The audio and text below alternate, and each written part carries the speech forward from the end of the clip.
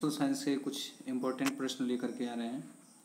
देखिए, जिसमें पहला प्रश्न है कि भारतीय संविधान के किस अनुच्छेद के अंतर्गत जीवन जीने का अधिकार आता है।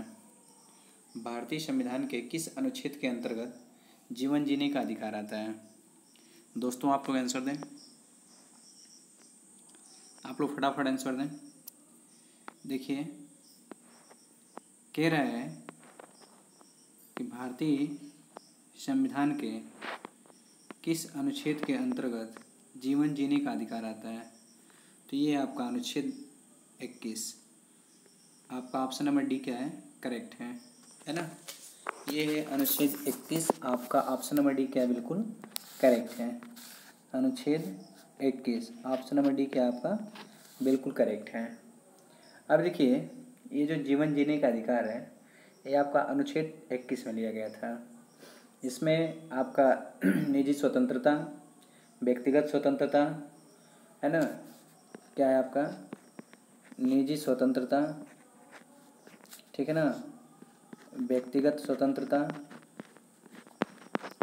है ना, व्यक्तिगत स्वतंत्रता ये क्या करता है, उसको सुनिश्चित करता है। और इसको जो लागू किया गया था है ना, इसको लागू किया गया था 26 जनवरी 1950 को, है ना, 26 जनवरी 1950 को। और दोस्तों, ये जो आपका अनुच्छेद जो 21 लिया गया है, ये कहाँ से लिया गया है आपका, अनुच्छेद जो 21 लिया गया है ये कहाँ से लिया गया है, आपके जापान से। कहाँ से लिया गया है, अनुच्छेद 21 जो है आपका जापान से लिया गया है, ठीक है। इसके अंतर्गत कुछ आपके पूरे टोटल अनुच्छेद 21 के अंतर्गत पूरे आपके है ना टोटल 14 अधिकार आते हैं। कितने अधिकार होते हैं, पूरे टोटल 14 अधिकार आते हैं, है ना। इस अनुच्छेद 21 के अंतर्गत पूरे कितने अधिकार आते हैं, 14 अधिकार आते हैं। जैसे आपका चिकित्सा का अधिकार है ना, शिक्षा का अधिकार, पर्यावरण संरक्षण का अधिकार, ये सब ऐसे आपके पूरे है ना 14 अधिकार आते हैं।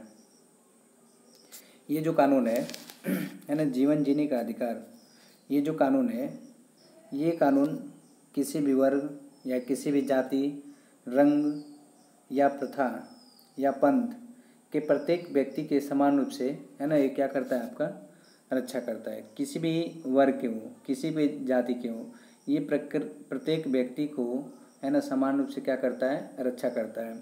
और ये जो अधिकार है ना, ये जो अधिकार है ये आपके यहाँ के नागरिक हों उनके लिए भी है ना, भारत के जो नागरिक हों उनके लिए हैं, या फिर आपके गैर नागरिक, मतलब जो यहाँ के नागरिक नहीं है है ना, भारत के नागरिक के लिए भी यही है और यहाँ के गैर नागरिक के लिए भी। ये जो है आपका दोनों के लिए है, ठीक है ना। अनुच्छेद 21 जो है आपका दोनों के लिए है। चलिए चलते हैं नेक्स्ट प्रश्न, अगला प्रश्न, प्रश्न नंबर 2। देखिए, कह रहा है कि स्वतंत्रता, समानता और बंधुत्व संबंधित है। स्वतंत्रता, समानता और बंधुत्व संबंधित है किससे, रूस की क्रांति से, चीन की क्रांति से, ईरान की क्रांति से, एनसीसी क्रांति से, है ना, एनसीसी क्रांति से। ये बताइए किससे संबंधित है। स्वतंत्रता, समानता और बंधुत्व संबंधित है किससे, आप लोग फटाफट आंसर दें, ये किससे संबंधित है। ये जो आपका जी, ये जो है आपका किससे संबंधित है। देखिए, इसमें कोई ऑप्शन नहीं दिया है, इसमें कोई ऑप्शन नहीं दिया गया है ना। ये आपका है फ्रांसीसी क्रांति से, ये में भी गलत लिख दिया गया है, ये होना चाहिए आपकी फ्रांसीसी। किससे संबंधित है, फ्रांसीसी क्रांति से संबंधित है। किससे, फ्रांसीसी, है ना, ये किससे संबंधित है, फ्रांसीसी क्रांति से संबंधित है। स्वतंत्रता, समानता और बंधुत्व संबंधित है किससे, ये आपका ऑप्शन नंबर डी गलत लिख दिया गया है। ये आपका फ्रांसीसी क्रांति से संबंधित है।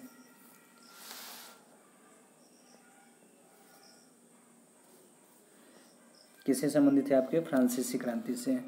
इस फ्रांसीसी क्रांति की ऑप्शन नंबर डी है जो आपका गलत लिख दिया गया है, ये फ्रांसीसी होना चाहिए। अब देखिए इस क्रांति की जो उथल पुथल हुई थी, है ना, उथल पुथल, फ्रांसीसी क्रांति की उथल पुथल कब से कब तक मानी जाती है? 1789 से, कब से? 1789 से 1799, ठीक है ना, 1789 से 1799 के बीच मानी जाती है। फ्रांसीसी क्रांति की उथल पुथल जो मानी जाती है, मतलब इसका जो सबसे ज़्यादा चर्चा था, है ना, ये कब से कब तक मानी जाती है? 1789 से 1799 तक, ठीक है। अब देखिए इस क्रांति को, फ्रांसीसी क्रांति को विश्व के इतिहास के मील के पत्थर कहा जाता है। विश्व के इतिहास में किसका पत्थर? मील का पत्थर कहा जाता है ना, किसका पत्थर कहा जाता है? मील का पत्थर। विश्व के इतिहास में इसे क्या कहा जाता है? मील का पत्थर कहा जाता है। किसको? फ्रांसीसी क्रांति को विश्व के इतिहास में मील का पत्थर कहा जाता है। अब देखिए इस फ्रांसीसी का मूल कारण क्या था, है ना, ये जो फ्रांसीसी क्रांति थी इसका मूल कारण क्या था? पहला कारण जो था, है ना, आपका राजनीतिक परिस्थिति। क्या था? राजनीतिक परिस्थिति। क्या था? आपका राजनीतिक परिस्थिति। दूसरा कारण क्या था? सामाजिक परिस्थिति। क्या था? सामाजिक परिस्थिति, ठीक है। और तीसरा आपका जो कारण था, तीसरा ये आपका क्या था? आर्थिक परिस्थिति। क्या था? आर्थिक परिस्थिति। फ्रांसीसी क्रांति का जो मुख्य कारण था, है ना, राजनीतिक परिस्थिति, सामाजिक परिस्थिति और आर्थिक परिस्थिति, ये आपकी फ्रांसीसी क्रांति का मुख्य कारण था। अब देखिए ये जो फ्रांसीसी क्रांति है इसके कुल कितने चरण थे? पूछा जाता है फ्रांसीसी क्रांति के चरण, है ना, फ्रांसीसी क्रांति के कुल कितने चरण थे? तो फ्रांसीसी क्रांति के कुल 4 चरण माने जाते हैं। कितने चरण? 4 चरण माने जाते हैं, ठीक है ना। कितने चरण माने जाते हैं?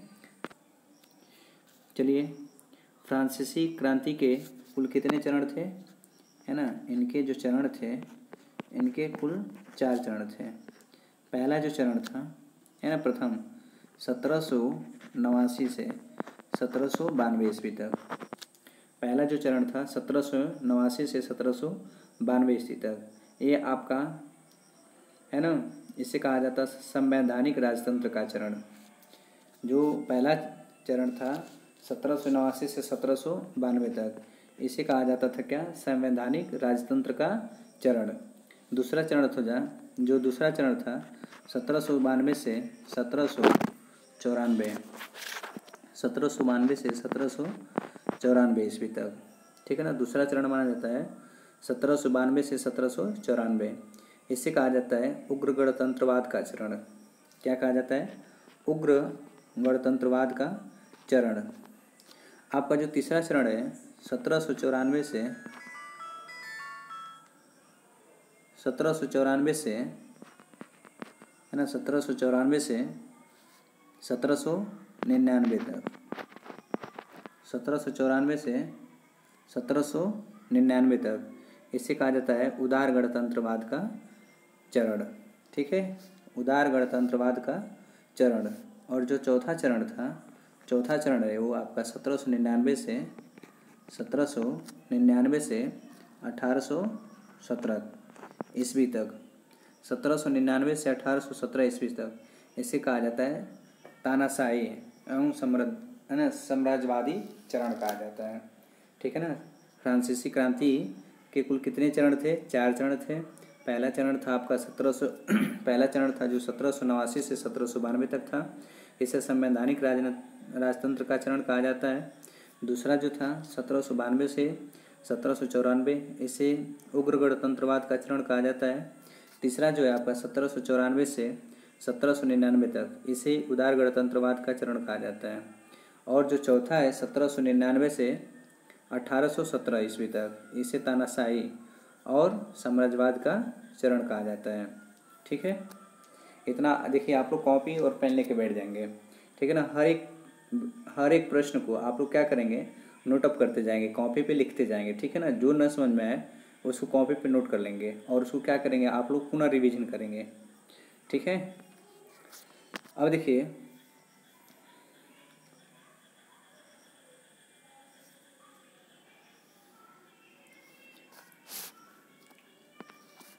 नेक्स्ट प्रश्न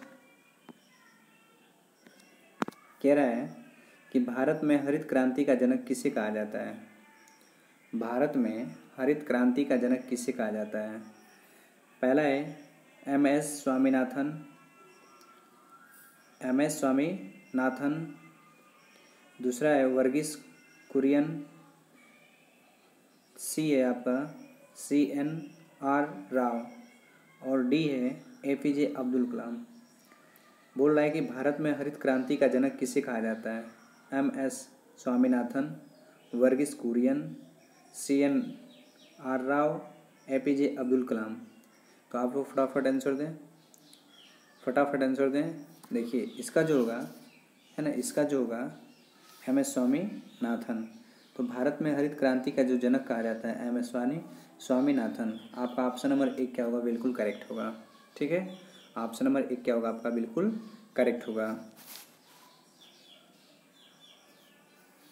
ठीक है, देखिए ये स्वामीनाथन को क्या कहा जाता है, जेनेटिक वैज्ञानिक। ये जो है आपके जेनेटिक वैज्ञानिक हैं। क्या है, जेनेटिक वैज्ञानिक हैं। ठीक है, वैज्ञानिक स्वामीनाथन जो है आपके क्या है, जेनेटिक वैज्ञानिक हैं, है ना, क्या है, जेनेटिक वैज्ञानिक। अब देखिए इनसे हम लोग कुछ और इम्पोर्टेंट प्रश्न देख लेते हैं। जैसे स्वामीनाथन जी को है ना 1972 ईस्वी में इन्हें पद्म भूषण पुरस्कार से सम्मानित किया गया था। 1972 में पद्म भूषण पुरस्कार से क्या किया गया था, सम्मानित किया गया था। और 1967 ईस्वी में इन्हें पद्म श्री से सम्मानित किया गया था। ठीक है ना, 1967 में पद्म श्री से, और 1989 में पद्म विभूषण से सम्मानित किया गया था। किससे, पद्म विभूषण से। किससे सम्मानित किया गया था, पद्म विभूषण से सम्मानित किया गया था। ठीक है ना, किसको, एम.एस. स्वामीनाथन। ठीक है ना, एम.एस. स्वामीनाथन को। भारत में हरित क्रांति के जनक किसे कहा जाता है, एम.एस. स्वामीनाथन को। एम.एस. स्वामीनाथन को जेनेटिक वैज्ञानिक, है ना, ये जो स्वामीनाथन जी हैं ये जेनेटिक वैज्ञानिक भी हैं, या इन्हें जेनेटिक वैज्ञानिक कहा जाता है। इनको 1972 में पद्म भूषण पुरस्कार से सम्मानित किया गया था। 1967 में पद्मश्री से, और 1989 में पद्म विभूषण से सम्मानित किया गया था।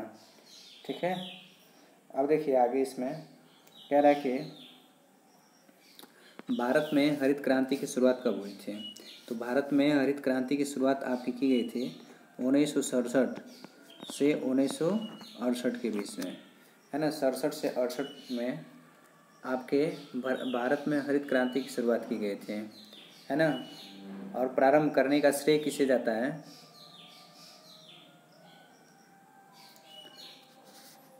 किसे जाता है आपका, प्रोफेसर नॉर्मन, है ना, प्रोफेसर नॉर्मन बोरलॉग को। किसको जाता है, प्रोफेसर नॉर्मन बोरलॉग। ठीक है ना।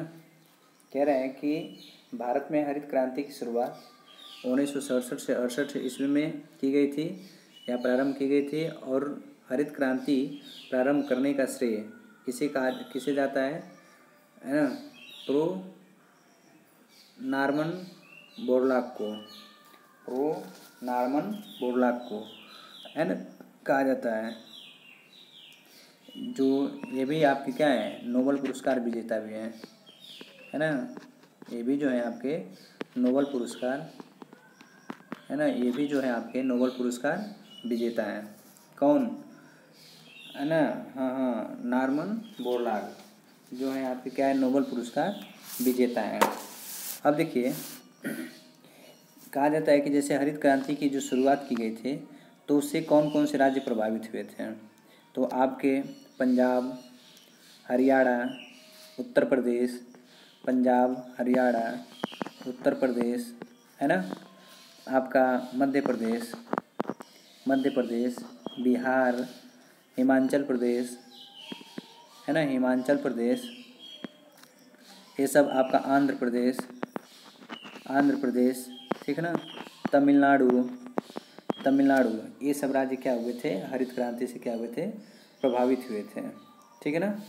हरित क्रांति से आपके कौन कौन से राज्य प्रभावित हुए थे, पंजाब, हरियाणा, उत्तर प्रदेश, मध्य प्रदेश, बिहार, ठीक है ना, हिमाचल प्रदेश, आंध्र प्रदेश और तमिलनाडु, ये सब राज्य क्या हुए थे, हरित क्रांति से प्रभावित हुए थे। अब देखिए, इस क्रांति के कुछ प्रमुख विशेषताएं, है ना, इस क्रांति की कुछ प्रमुख विशेषताएं, जैसे जब एक क्रांति स्टार्ट की गई फिर इसके बाद से आपके सुधरे हुए बीज आने लगे, है ना, सुधरे हुए बीज आने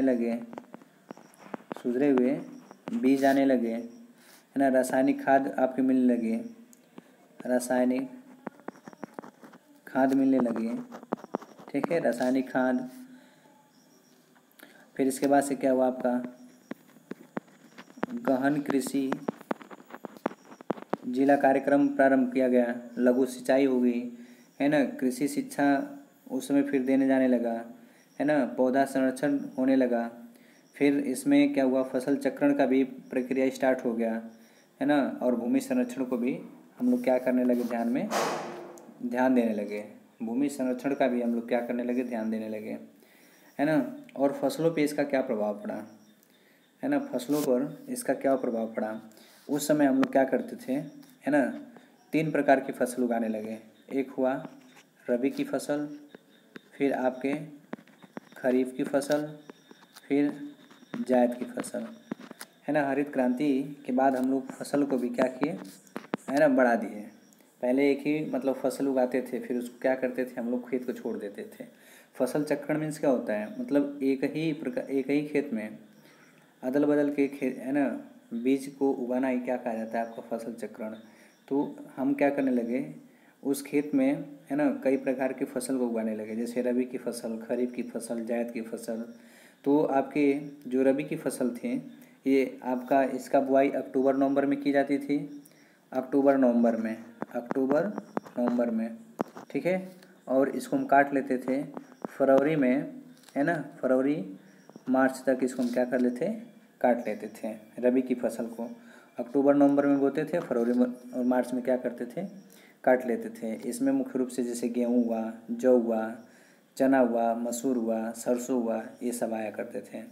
खरीफ की फसल, इसको हम क्या करते थे, जून जुलाई में हम लोग बोते थे और अक्टूबर नवंबर में क्या करते थे, काट लेते थे। खरीफ की फसल को जून जुलाई में बोते थे और अक्टूबर नवंबर में हम लोग क्या करते थे, इसको काट लेते थे। इसमें इस फसल को ताप की आर्द्रता की आवश्यकता थी, है ना, जैसे इसमें धान हुआ, मक्का हुआ, ज्वार हुआ, बाजरा हुआ, मूंगफली हुआ, इस प्रकार के हम लोग क्या करते थे, इसमें खेती करते थे। नेक्स्ट है आपकी जायद की फसल, है ना, किसकी है, जायद की फसल। तो जायद की फसल में आपके तरबूज, खरबूज का, है ना, ककड़ी, खीरा, करेला, ये सब आपके आने लगे, ठीक है ना, ये सब आपके आते हैं जायद की फसल में। इसको क्या होता है, तेज़ गर्मी और शुष्क हवाएं, है ना, सहन करने की अच्छी क्षमता होती है, तो इसलिए ये क्या किया जाता है, गर्मी के मौसम में बोए जाते हैं, है ना। इनको तेज़ गर्मी चाहिए और हवा भी क्या चाहिए, शुष्क चाहिए, ये उस समय बोए जाते हैं। तो देखिए, इस प्रश्न था कि भारत में हरित क्रांति का जनक किससे कहा जाता है, तो MS स्वामीनाथन को, ठीक है ना। MS स्वामीनाथन को भारत में हरित क्रांति के क्या कहा जाता है, जनक कहा जाता है। और भारत में हरित क्रांति को प्रारंभ करने का श्रेय किससे जाता है, नॉर्मन बोरलॉग को। किससे जाता है, नॉर्मन बोरलॉग को, है ना, नॉर्मन बोरलॉग, है ना। भारत में हरित क्रांति प्रारंभ करने का श्रेय जाता है नॉर्मन बोरलॉग को, लेकिन हरित क्रांति का जनक किसे कहा जाता है? आपका एम एस स्वामीनाथन को कहा जाता है। ओके, नेक्स्ट प्रश्न नंबर 4 कह रहा है कि भारतीय संविधान में कितनी अनुसूचियां हैं? भारतीय संविधान में कितनी अनुसूचियां हैं? आप लोग आंसर दें, भारतीय संविधान में कितनी अनुसूचियां हैं? तो फटाफट आप लोग आंसर दें, भारतीय संविधान में कितनी अनुसूचियां हैं? ए 9, बी 10, सी 11 और डी 12। तो देखते हैं भारतीय संविधान में कुल आपकी 12 अनुसूचियां हैं, अर्थात ऑप्शन नंबर डी क्या होगा आपका? बिल्कुल करेक्ट होगा। ठीक है ना, भारतीय संविधान में कुल कितनी अनुसूचियां हैं? 12 अनुसूचियां हैं। कितनी अनुसूचियां हैं? 12। और 12 अनुसूचियां हैं और कितने भाग हैं आपके? 25। कितने भाग हैं? 25 भाग हैं। ठीक है ना, 12 अनुसूचियां और 25 भाग हैं। और इसमें अनुच्छेदों की संख्या आपके 448 है। कितने अनुच्छेद हैं? 448। भारतीय संविधान में कुल आपके 12 अनुसूचियां हैं, इसके 25 भाग हैं और अनुच्छेद कितने? 448 अनुच्छेद हैं। और ऐसे कहा जाता है कि मूलतः संविधान में है ना अनुसूचियों की संख्या कितनी मानी जाती है? 8 अनुसूचियां मानी जाती है। मूलतः संविधान में कितनी अनुसूचियां मानी जाती है? 8 अनुसूचियां मानी जाती है। ठीक है, तो देखिए 8 अनुसूचियां मानी जाती है, तो इसमें आपके 9वीं, 10वीं, 11वीं और 12वीं इस अनुसूची को जोड़ा गया है। तो देखिए 9वीं अनुसूची को कब जोड़ा गया है ना? 9वीं अनुसूची को कब जोड़ा गया है ना? प्रथम संविधान संशोधन जब हुआ था 1951 में, प्रथम संविधान संशोधन कराया गया था 1951 में, तो उस समय आपकी 9वीं अनुसूची जोड़ी गई थी। 10वीं अनुसूची आपका 52 है ना, 52वें संविधान संशोधन में, 52वें संविधान संशोधन में। और कब जोड़ा गया था? 1985 को। ठीक है ना, 10वीं अनुसूची 52वें संविधान संशोधन में और 1985 को जोड़ा गया था। 11वीं अनुसूची 73वें संविधान संशोधन में। कितने? 73वें संविधान संशोधन में। और कब? 1992 में जोड़ा गया था। ठीक है, और 12वीं जो अनुसूची थी, 12वीं ये आपका 74वें 74वें संविधान संशोधन में। और कब जोड़ा गया था? 1992 है ना में सम्मिलित किया गया था। 1992 में सम्मिलित किया गया था। कब सम्मिलित किया गया था? 1992 में सम्मिलित किया गया था। चलिए नेक्स्ट आगे बढ़ते हैं।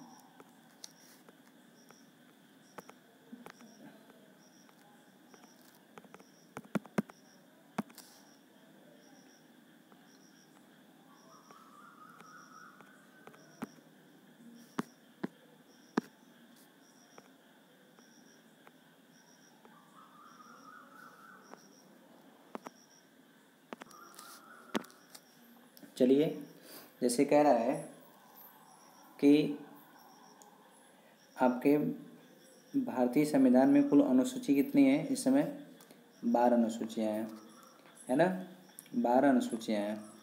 ठीक है, पहले कितनी थी? मूलतः 8 अनुसूचियाँ थीं। मूलतः कितनी अनुसूचियाँ थीं? 8।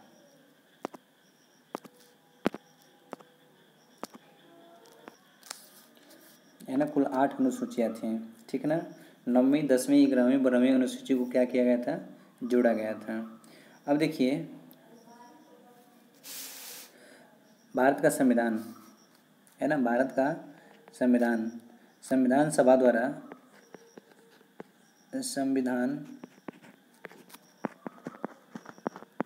द्वारा 26 नवंबर, ये ध्यान रहे 26 नवंबर, ठीक है ना, 26 नवंबर 1949 को क्या किया गया था? पारित हुआ था। 26 नवंबर 1949 को क्या हुआ था? आपका पारित हुआ था। भारतीय संविधान है ना, विधान है ना, भारतीय संविधान सभा द्वारा 26 नवंबर 1949 को क्या हुआ था? पारित हुआ था। और इसी 26 है ना नवंबर 26 नवंबर को, ये 26 नवंबर जो है, इस 26 नवंबर को है ना, भारतीय संविधान दिवस के रूप में क्या किया जाता है, घोषित किया गया। भारतीय संविधान दिवस के रूप में 26 नवंबर को घोषित किया गया। या भारतीय पूछा जाता है भारतीय संविधान दिवस कब है, तो 26 नवंबर को भारतीय संविधान दिवस के रूप में क्या किया गया था, इसको घोषित किया गया था। ठीक है। और सबसे पहली बार जो संविधान सभा के लिए जो चुनाव हुआ था, है ना, सबसे पहली बार भारतीय संविधान सभा के लिए जो चुनाव कराया गया था वो जुलाई है ना 1946 को कराया गया था। जुलाई 1946 को कराया गया था। और जो इसकी पहली बैठक थी, है ना, इसकी जो पहली बैठक थी ये दिसंबर में कब हुई थी आपके, दिसंबर 1946 को पहली बैठक दिसंबर 1946 को हुई थी। फिर इसके बाद से, है ना, क्या किया गया था, इसके बाद से हम लोग क्या किए थे, भारत को 2 भागों में बांट दिए थे। एक आपका भारत हुआ और दूसरा क्या हुआ आपका पाकिस्तान, है ना, पाकिस्तान। ठीक है ना। आपका दिसंबर 1946 में क्या हुआ, जब पहली बैठक हुई थी तो उसमें क्या किया गया था, भारत को 2 भागों में बांटा गया था, है ना। भारत को कितने भागों में बांटा गया था, 2 भागों में। एक आपका भारत बना जिसमें, और एक क्या बना आपका पाकिस्तान। तो भारत के जो संविधान है ना, संविधान बनाया गया भारत का, उस भारतीय संविधान के जो अध्यक्ष थे, अध्यक्ष, है ना, ये आपके थे डॉक्टर राजेंद्र प्रसाद। कौन थे, डॉक्टर राजेंद्र प्रसाद। और इसमें कुल कितने सदस्य थे, 299 सदस्य थे। ठीक है ना। जो भारतीय संविधान सभा का आयोजन कराया गया था उसके जो अध्यक्ष थे डॉक्टर राजेंद्र प्रसाद, है ना, डॉक्टर राजेंद्र प्रसाद। और इसमें कुल कितने सदस्य थे, 299 सदस्य थे। और इसको लागू कब कराया गया था, तो लागू कराया गया था 26 जनवरी 1950 को ये लागू हुआ था। और इसी दिन हम लोग क्या करते हैं, गणतंत्रता दिवस के रूप में मनाते हैं, है ना। इसी दिन को हम क्या करते हैं, गणतंत्र दिवस के रूप में, है ना, दिवस के रूप में क्या करते हैं, मनाते हैं। गणतंत्र दिवस हम लोग कब मनाते हैं, 26 जनवरी, है ना, 26 जनवरी को। अब कब से मनाते हैं, 1950 को। और एक चीज़ और देख लीजिए, अक्सर प्रश्न पूछा जाता है, भारतीय संविधान, है ना, भारत का संविधान बनाने में पूरा कितना समय लगा था, तो 2 वर्ष 11 माह 18 दिन, 2 वर्ष 11 माह 18 दिन पूरा समय लगा था भारत का संविधान बनाने में। ठीक है। आप लोग को इतना समझ में आया होगा। अब चलिए नेक्स्ट देखिए, कह रहा है कि निम्नलिखित में कौन सा संवैधानिक निकाय नहीं है। ए है नीति आयोग, बी विधि आयोग, सी चुनाव आयोग और डी है वित्त आयोग। इसका आप लोग आंसर दें। निम्नलिखित में कौन सा संवैधानिक निकाय नहीं है, संवैधानिक निकाय नहीं है, तो इसका ऑप्शन नंबर 1 क्या होगा आपका, बिल्कुल करेक्ट होगा, है ना। ऑप्शन नंबर 1 जो होगा क्या होगा आपका, बिल्कुल करेक्ट। नीति आयोग है जो आपका संवैधानिक, है ना, संवैधानिक निकाय नहीं है। नीति आयोग संवैधानिक निकाय नहीं है। अब देखिए तो है क्या, है ना, ये जो है आपका भारत द्वारा गठित एक क्या है, नया संस्थान है। भारत द्वारा गठित क्या है आपका, एक नया संस्थान है ना। भारत द्वारा गठित एक आपका क्या है, नया संस्थान है, जिसको हम लोग क्या किए थे, योजना आयोग के स्थान पे, योजना आयोग, है ना, योजना आयोग के स्थान पे इसको क्या किया गया था, बनाया गया था। इसे किसको, नीति आयोग को योजना आयोग के स्थान पे क्या किया गया था, बनाया गया था। ये भारत द्वारा, है ना, गठित एक क्या है, संस्थान है, क्या आपका, नीति आयोग। ठीक है ना। और इसके अध्यक्ष कौन है, नीति आयोग के अध्यक्ष आपके कौन है, नरेंद्र मोदी जी हैं। ठीक है ना। नीति आयोग के अध्यक्ष कौन है, नरेंद्र मोदी हैं। ठीक है दोस्तों, तो बस आप लोग का वीडियो यहीं ख़त्म करते हैं। यदि आप लोग को ये वीडियो अच्छी लगे तो आप वीडियो को ज़्यादा से ज़्यादा लाइक शेयर और सब्सक्राइब अवश्य करेंगे। Okay, thank you.